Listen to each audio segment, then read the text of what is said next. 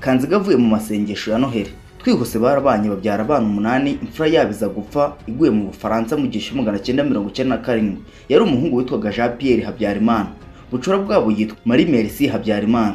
Imyaka yarakomeje, Kanziga aza kuba umugore w'igikomerezwa mu gihugu, agira ijambo yewe kurusha n'umugabo we. Abari bamuzi ntibabashaga kumusobanukirwa neza kugeza mu minsi ya nyuma y'umugabo we yayoboye u Rwanda kuva muri Kanama igihe cy'M1973 kugeza mu gihe cy'M1994 ku itariki ya 6 Mata. Bari bamuzi nk'umugore ukunda kuganira, agatumira kenshi abaturanyi be mu rugo iwe mu gihe afite abashyitsi, yewe akanarenzaho akabasaba ko bajyana mu misa. Ubwo icyo gihe yabaga atasengeye mu rugo iwe i Kanombe, cyane ko hari icyumba cya chapelle cy'amasengesho. Muri iyo chapelle kandi no Papa Yohani Pawulo wa kabiri ubwo yasuraga u Rwanda hagati ya tariki 7 n'iya 9 Nzeri igihe cy'M1990 yasomeye misa.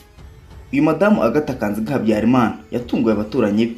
Nyuma y'aho indege ya Habyarimana yari imaze guhanurwa, abarinzi base batangira kwirara mu ngo z'abatutsi zari hafi aho, barabica ku itegeko rya Agatha. Icyo gihe niwe muntu wari usigaranye ijambo rikomeye mu gihugu, ku buryo yategekaga icyo ashaka kigakorwa, cyane ko yari anasanzwe akomeye. Ugukomera ko kunahuzwa cyane nuko yari afite abantu benshi mu muryango we bakomeye mu nzego z'igihugu, barimo nka musaza we Colonel Elisa Gato, niyo nshuti Marie Chantal.